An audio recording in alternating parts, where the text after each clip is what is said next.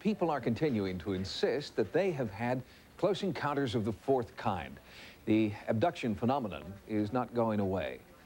Instead, as Carla Wohl tells us in this report, it's getting some attention in the academic mainstream. If alien abduction is here to stay, they concede, we better figure out what exactly is going on.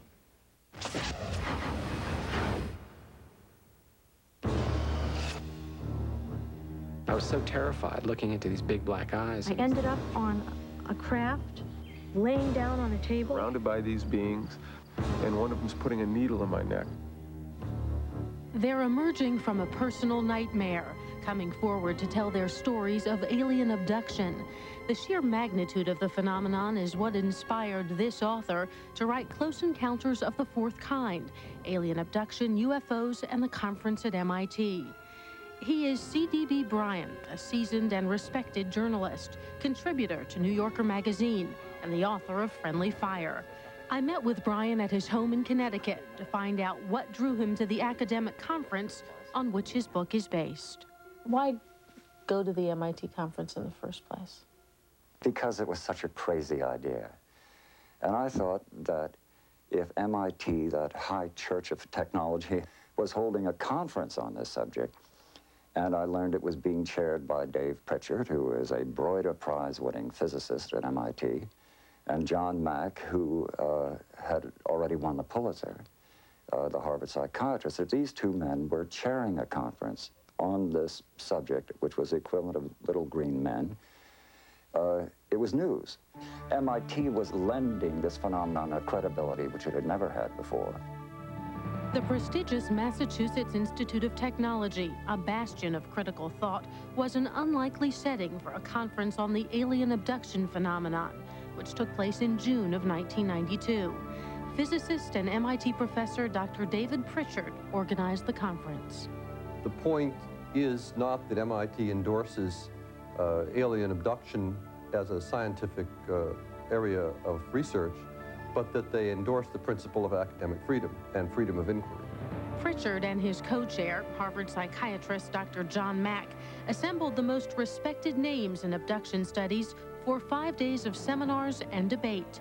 Despite the scholarly focus of the conference, many attendees faced scorn from their colleagues, including historian Dr. David Jacobs. This is a phenomenon that is steeped in ridicule. There is a price to pay. It's a price that I have paid willingly.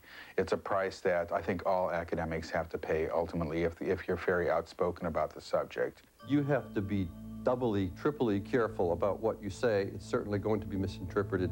In fact, you don't have to say anything and people will say, well, Dave Pritchard thinks it's real, even though I never said that, and I don't have any evidence. That doesn't matter. The fact that you're doing it, you're going to get branded in this fashion. What did you go up there thinking? Well, I went up determined to have an open mind, which says I was skeptical, and I still am. But in the meantime, I had such admiration for Pritchard and Mack for the risks they were taking. And ultimately, I felt such affection for the abductees and their courage for having come forward.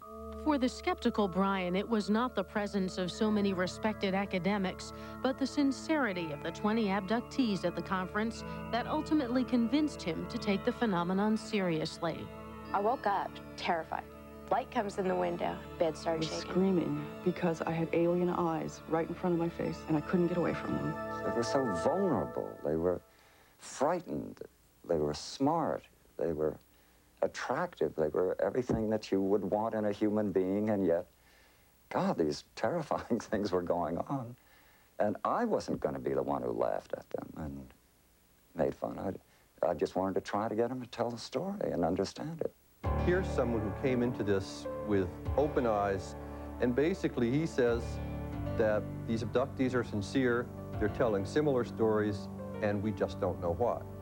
The fact that he sat down and wrote this book and went through the process of his own changing attitudes towards the subject matter, I think is extraordinarily important. It's kind of a model for the way I think an intellectual, if he does get daring enough to look into the matter, would tend to find himself moving. Despite his attempt to leave no academic stone unturned, Bryan was unable to find the kind of physical proof that would finally end the debate over the abductees' extraordinary claims. One of the astronomers up at Harvard complained that he wouldn't believe in the UFO phenomenon until a tailpipe or a cigarette lighter dropped from one.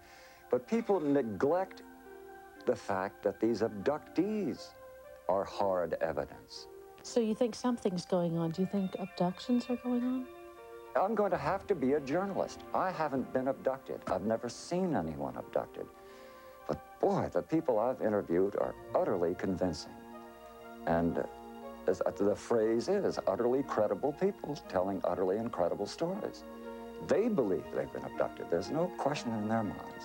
Very frightening, you know, you can't really explain what it's like unless it's actually happened to you. This is something that affects you all your life. There's a part of me that would love to find the answer, that it was something else. C.D.B. Bryan knows that far more research is needed before anyone will get to the truth of the abduction experience.